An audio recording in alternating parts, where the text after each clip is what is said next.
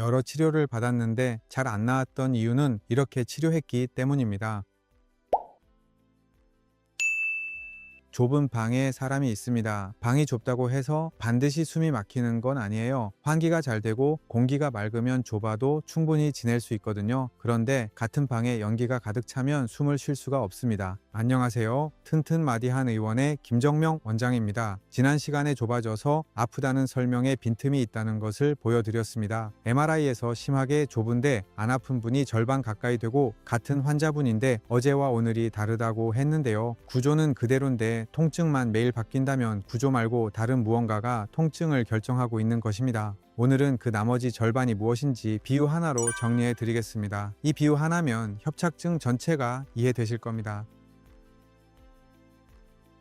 다시 아까 그 방 이야기로 돌아가 볼게요. 좁은 방은 좁아진 척추관입니다. 뼈가 자라나고 인대가 두꺼워져서 공간이 좁아진 거예요. 이건 구조적인 변화입니다. 한번 좁아지면 쉽게 안 바뀌죠. 연기는 염증, 부종, 혈류 장애입니다. 척추관 안의 환경이에요. 이건 시간 단위, 하루 단위로 달라집니다. 자, 여기서 핵심이 되는 두 가지를 말씀드릴게요. 첫 번째, 방의 벽을 허물지 않아도 연기만 빼면 숨을 쉴 수 있습니다. 수술하지 않아도 환경만 바꾸면 좋아질 수 있다는 뜻이에요. 두 번째, 아무리 방 사이의 벽을 허물어서 공간을 넓혀도 집안에서 연기가 계속 차오르면 여전히 괴롭습니다. 수술을 해서 구조를 넓혀도 환경이 안 바뀌면 또 아프다는 뜻입니다. 다시 한번 말씀드릴게요. 중요한 것은 방의 크기가 아니라 오히려 방 안의 연기입니다.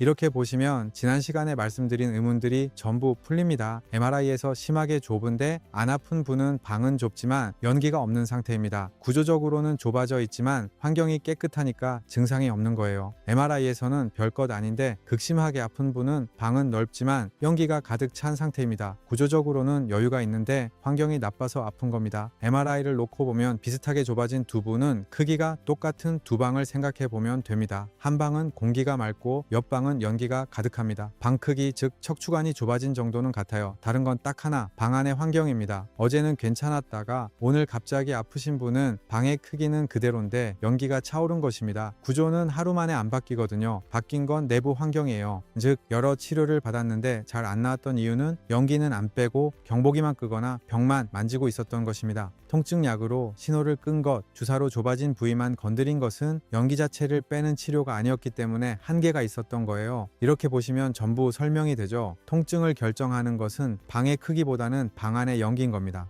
그렇다면 이 연기는 정확히 무엇일까요? 세 가지가 있습니다. 첫 번째, 화학적 염증입니다. 방 안에서 뭔가가 타고 있는 것이라고 생각하시면 돼요. 평소에는 낮은 수준의 만성 염증이 유지되고 있다가 과로를 했다거나 스트레스를 많이 받았다거나 잠을 못 잤다거나 환절기처럼 기온이 갑자기 바뀌면 염증 물질이 갑자기 폭증합니다. 이 물질들이 신경 주위를 적시면요, 통증을 느끼는 문턱이 확 낮아져요. 그래서 10분은 걸어야 아프던 다리가 가만히 있어도 터질 듯 아프게 되는 겁니다. 갑자기 왜 이러지 싶으시잖아요. 이게 그 이유입니다.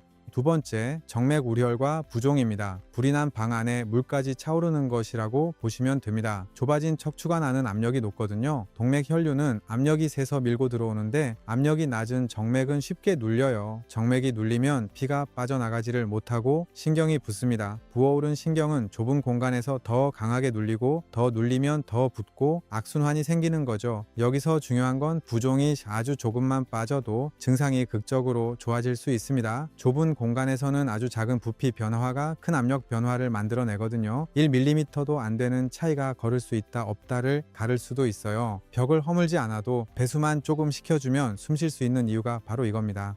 세 번째, 미세혈류 장애입니다. 이건 방의 환기가 안 되는 것과 같습니다. 신경은 우리 몸에서 에너지를 가장 많이 쓰는 조직 중 하나예요. 산소와 영양이 계속 공급돼야 하는 조직이거든요. 그런데 앞서 말씀드린 염증과 부종이 심해지면 신경으로 가는 혈류까지 함께 막힙니다. 부종으로 혈관이 눌리고 염증으로 순환이 떨어지면서 신경에 산소가 제대로 안 가는 거예요. 이때 신경이 보내는 신호가 저림이고 힘 빠짐입니다. 걸을 때 특히 심해지는 이유가 있어요. 걸으면 신경이 더 많은 에너지를 필요로 하는데 염증과 부종 때문에 혈류가 따라가지 못하는 겁니다. 앉아서 쉬면 에너지 수요가 줄면서 가라앉는 거죠. 이게 걸으면 아프고 앉으면 나아지는 그 증상이에요. 그러니까 핵심은 공간이 좁아서 피가 안 가는 게 아니라 염증과 부종이라는 연기가 혈류까지 막고 있는 것입니다. 연기가 빠진 자리에 깨끗한 공기가 들어오듯이 부종이 빠지면 혈류도 돌아옵니다. 세 가지 연기 중에서 가장 빠르게 변하는 변수예요. 심지어 컨디션만 좋아져도 자세만 바꿔도 즉각적으로 달라질 수 있죠.